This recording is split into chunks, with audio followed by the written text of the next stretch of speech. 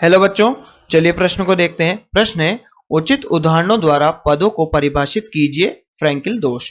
तो बच्चों यहाँ पर हमें फ्रैंकल दोष के बारे में बताना है। तो चलिए बच्चों इस प्रश्न की मुख्य अवधारणा की बात करें तो इस प्रश्न की मुख्य अवधारणा होगी मुख्य अवधारणा।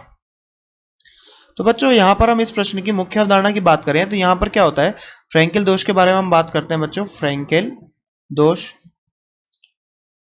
तो बच्चों फ्रैंकल दोष के बारे में यहाँ पर बात करें तो ये किस कारण से होता है। तो बच्चों यहाँ पर बात करें, ये दोष आयनों के अपनी जालक स्थिति में, जालक स्थिति को बच्चों त्याग देते हैं वो आयन, और बच्चों कहाँ पर स्थित हो जाते हैं, अंतरकाशीय स्थानों को बच्चों ग्रहण कर लेते हैं। तो बच्चों ये दोष किसके होता है, आयनों के। आयन जो होते हैं बच्चों, आयन अपने स्थान को त्याग देते हैं, अपने स्थान को त्याग कर, अपने स्थान, अपने जालक संरचना में स्थान को त्याग कर, अपनी जालक संरचना में, अपनी जालक संरचना से अपने स्थान को त्याग देते हैं बच्चों, अपने स्थान को त्याग कर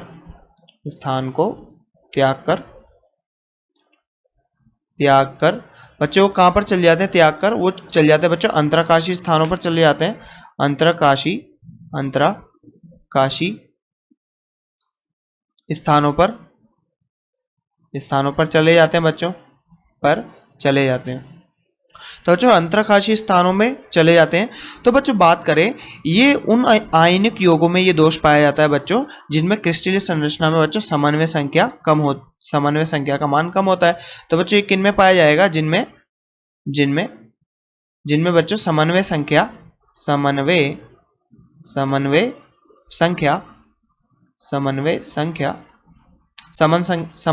का मान बच्चों क्या होना चाहिए, कम होना चाहिए। समन्वय संख्या का मान कम हो। तो बच्चों यहाँ पर समन्वय संख्या का मान कितना होना चाहिए, समन्वय संख्या का मान कम होना चाहिए, कम हो। तो बच्चों समन्वय संख्या का मान जिनमें कम होता है उनमें ये दोष प्रदर्शित किया जाता है, या उनमें ये दोष प्रदर्शित होता है। तो बच्चों तथा यहाँ पर बात की जाए, धनायनों का जो आकार होता है वो धनायनों के आकार से काफी अधिक होता है। तो यहाँ पर बच्चों जो धनायन होते हैं, धनायन, उनका आकार ऋणायनों के आकार से की तुलना में बहुत कम होता है। तो इनका आकार की बात करें तो धनायन का आकार ऋणायन से बहुत कम होता है। तो यहाँ पर इनके तुलना में बहुत ज्यादा डिफरेंस होता है इनमें, ऋणायन। तो बच्चों यहाँ पर आकार किसका बड़ा होता है, ऋणायन का ज्यादा होता है धनायन की तुलना में। अब बच्चों बात करें यहाँ पर इसके उदाहरणों की, तो इसके उदाहरण क्या क्या हो सकते हैं। यहाँ पर बच्चों AgBr, AgCl, AgI और ZnS, बच्चों इसके कुछ उदाहरण ही है। इस दोष के कारण क्या होता है बच्चों, क्रिस्टल का घनत्व तो अपरिवर्तित रहता है। तो इस दोष में बच्चों क्या होता है, घनत्व अपरिवर्तित रहता है, घनत्व अपरिवर्तित रहता है, तथा विद्युत चालकता में वृद्धि होती है। विद्युत चालकता में वृद्धि होती है, विद्युत चालकता में वृद्धि हो जाती है, तथा क्रिस्टल की बनावट में बच्चों कोई फर्क नहीं आता। बनावट क्या रहती है, अपरिवर्तित रहती है। बनावट अपरिवर्तित